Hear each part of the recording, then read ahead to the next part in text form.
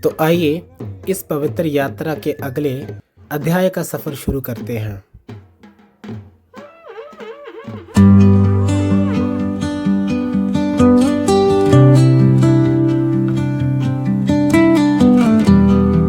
स्थानीय लोक परंपरा के मुताबिक संजवाल सिर्फ एक गांव नहीं बल्कि माँ शीतला, माँ चंडी और कैलू बाबा की पवित्र भूमि मानी जाती है। यहीं से शुरू होती है सेवा, श्रद्धा और गुरु शिष्य की एक ऐसी परंपरा जो आज भी उतनी ही जीवित है जितनी सदियों पहले थी।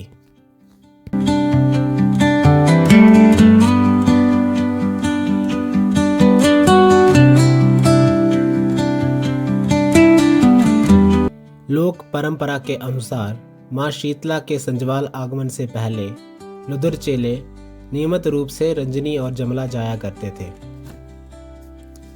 उनकी भक्ति, उनकी निष्ठा और माँ के प्रति उनका समर्पण उन्हें बार बार उस पवित्र भूमि तक खींच ले जाता था। कहते हैं भक्ति जब अपनी सीमा पर पहुंच जाती है तब कृपा स्वयं चलकर आती है। स्थानीय लोक मान्यता के अनुसार एक दिन माँ शीतला कन्या स्वरूप धारण करके लुदर चेले के साथ संजवाल पधारी। उस पवित्र क्षण के बाद संजवाल माँ शीतला की सेवा और आराधना का मुख्य केंद्र बन गया और तब से लेकर आज तक माँ की पूजा, सेवा और परंपरा निरंतर चलती आ रही है।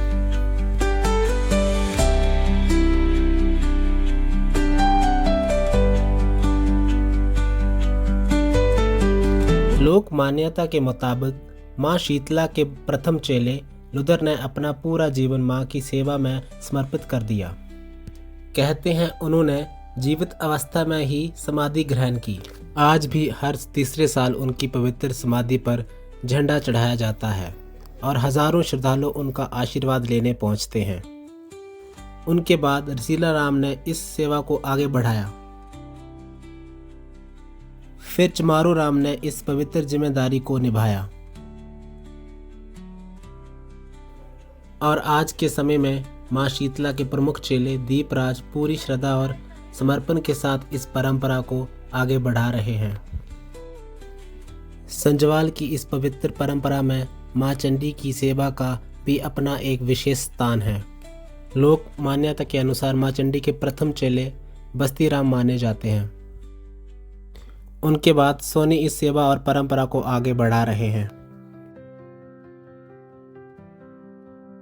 आज भी माँ चंडी की आराधना उतनी ही श्रद्धा के साथ की जाती है जितनी पहले की जाती थी। हर तीसरे साल जब ये पवित्र यात्रा निकलती है तब माँ शीतला के दिव्य त्रिशूल के साथ माँ चंडी का पवित्र त्रिशूल भी पूरे मार्ग में साथ साथ चलता है।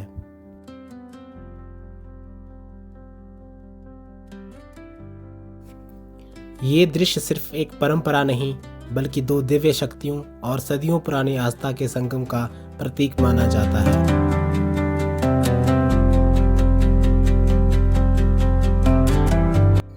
और फिर हर तीसरे साल वो शुभ घड़ी आती है जिसका इंतज़ार पूरे 3 वर्ष तक किया जाता है। संजवाल से शुरू होता है एक ऐसा सफ़र जो सिर्फ रंजनी और जमला तक नहीं जाता बल्कि हर श्रद्धालु को उसकी आस्था, उसकी संस्कृति और उसकी जड़ों से दोबारा जोड़ देता है। 3 साल का इंतज़ार और फिर वो शुभ दिन आता है जब संजवाल की पवित्र धरती से आस्था का सबसे बड़ा सफ़र शुरू होता है। ढोल की हर थाप, जयकारों की हर गूंज और हर श्रद्धालु के चेहरे पर एक ही भाव होता है, माँ के दर्शन का। माँ शीतला और माँ चंडी के पवित्र त्रिशूल के साथ यात्रा संजवाल से रजनी की ओर बढ़ती है।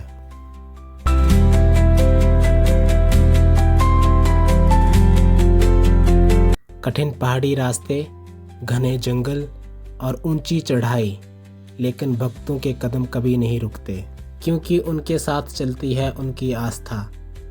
पहले दिन की यात्रा के बाद रंजनी में विश्राम किया जाता है।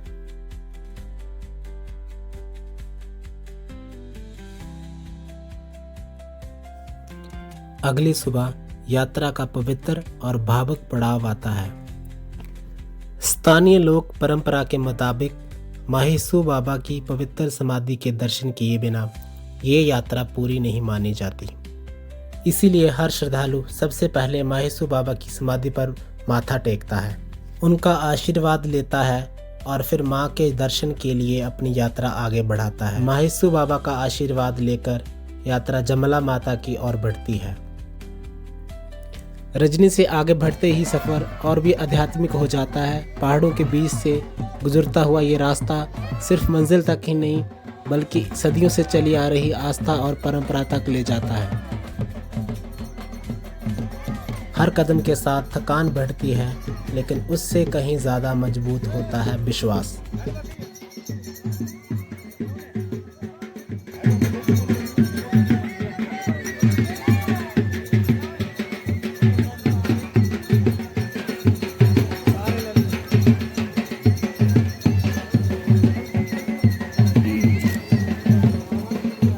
हर मोड़ पर भक्तों के जयकारे, ढोल नगाड़े और भजनों की गूंज इस यात्रा को और भी जीवंत बना देती है। और फिर धीरे धीरे हम पहुंचते हैं जमला। जमला सिर्फ एक क्षेत्र नहीं बल्कि इस पूरी यात्रा का एक पवित्र पड़ाव है। यहाँ आते ही भक्तों के चेहरों पर एक अलग ही सुकून नज़र आता है। मंदिर के आसपास का शांत माहौल, पहाड़ों की खूबसूरती और लोगों की गहरी आस्था सब मिलकर इस जगह को यादगार बना देते हैं। और जब श्रद्धालु जमला माता के पवित्र दरबार में पहुंचते हैं तो कई आंखें नम हो जाती हैं, क्योंकि 3 साल का इंतजार उसी एक पल में पूरा हो जाता है। ये यात्रा दूसरे दिन यहीं रुकती है और रात भर भजन कीर्तन और माँ के जयकारों से पूरा वातावरण भक्ति में हो उठता है।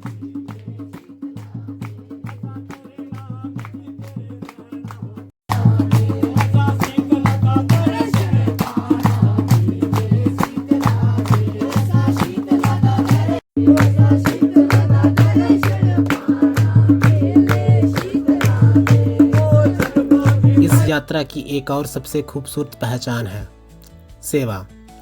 पूरे मार्ग में स्थानीय लोग और लंगर कमेटियां बड़े प्रेम और श्रद्धा के साथ श्रद्धालुओं की सेवा करती हैं। जगह जगह लंगर, भंडारे, पीने के पानी, चाय और रात को विश्राम की व्यवस्था की जाती है।